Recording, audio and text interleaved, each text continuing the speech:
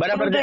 અને મારે BS9 ના માધ્યમથી બીજું એક ખાસ કેવું છે, ખાસ કરીને સાંતલપુર રાધનપુર થી ચાલુ કરી અને કચ્છ, મોરબી, રાજકોટ, જામનગર, દ્વારકા, પોરબંદર, જુનાગઢ નો હજી વારો નથી આવ્યો પણ આવશે.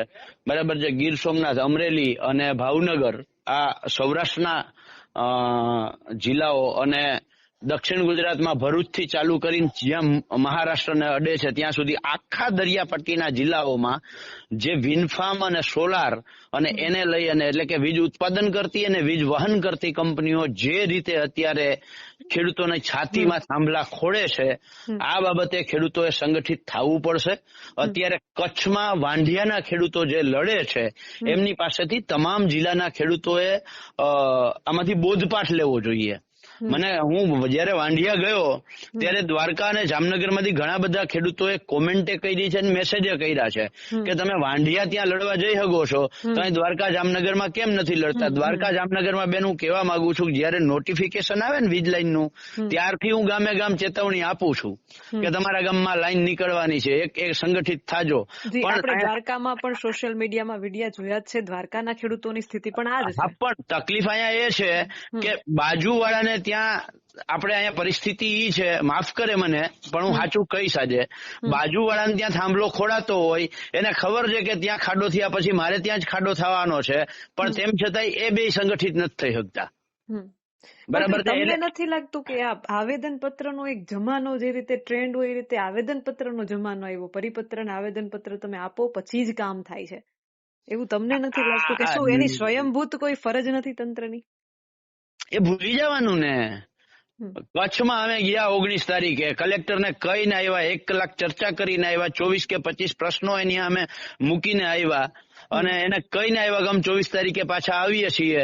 તો કલેક્ટર પોતે એના જવાબ ન આપી શકે એટલા માટે પોતે રજા મૂકીને જતા રહ્યા. બાકી કલેક્ટરને 19 તારીખે એની પાસે હું જવાબ નહોતા. કલેક્ટર છે બરાબર છે, મારા જેવો માણસ જઈને પૂછે ને આ વીજ લાઈન ને લઈને એને કરેલા હુકમ ને લઈને સવાલ કરે અને એ સવાલનો જવાબ કલેક્ટર આગળ ના હોય, ખોટું કર્યું હોય કેવી રીતે જવાબ આપે? બરાબર છે. નિયમોનું ઉલાડિયો કરી નાખ્યો કંપનીઓ માટે થઈને તો જવાબ કેવી રીતે આપે? પરિપત્ર ને આવેદન પત્ર ને એકદમ સામાન્ય રીતે લેવામાં આવી રહ્યું છે એવું તમને નથી લાગતું? આવેદન પત્ર ને કઈ ગણકારવામાં જ નથી આવતું. પરિપત્રો છે ને એ કાયદાના શું કઈ કંપનીઓના ફાયદા માટે, કાયદાને ડાયવર્ટ કરવા માટે થઈને પરિપત્ર કરે છે. એનું ઉદાહરણ હું તમને આપું. 1885 નો ટેલિગ્રાફ એક્ટ અને 2003 ના ઇલેક્ટ્રિસિટી એક્ટ મુજબ આ લોકો ખેડૂતોને નોટિસ આપે છે. જયારે વળતર આપવાનું ખેડૂતોને આવે ત્યારે ઈ જ ઇલેક્ટ્રિસિટી એક્ટ અને 1885 ના ટેલિગ્રાફ એક્ટ મુજબ તો વળતર નથી આપતા. એ તો 2017, 2021, 2025 ના પરિપત્ર મુજબ વળતર આપે છે કે જેમાં કંપનીઓને ડાયરેક્ટ ફાયદો થાય. તો અમે કલેક્ટરને એ જ કચ્છના કલેક્ટરને પૂછતા હતા કે તમે નોટિસ આ મુજબ આપો છો અને વળતર પાછું પરિપત્ર મુજબ આપો છો, આવું શું કામ ભાઈ? બરાબર છે. એમાંય પરિપત્રની અંદર જે જિલ્લા મૂલ્યાંકન સમિતિ જે નક્કી કરવાની હોય આમાંય તમે એનો અમલ નથી કરતા.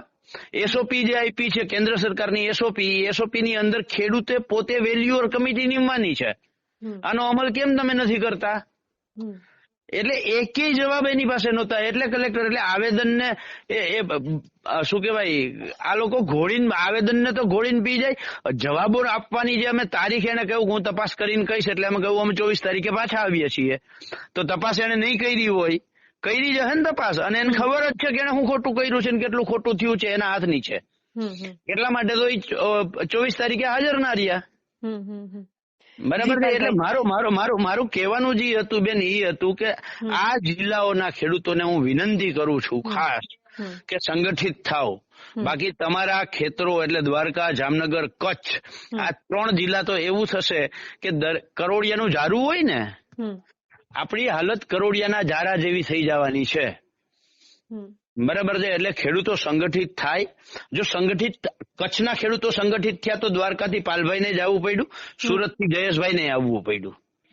બરાબર છે. અહીંયા આપણે જઈએ છીએ તો 5 જણા હોય છે, કોઈ ભેગું જ નથી થતું.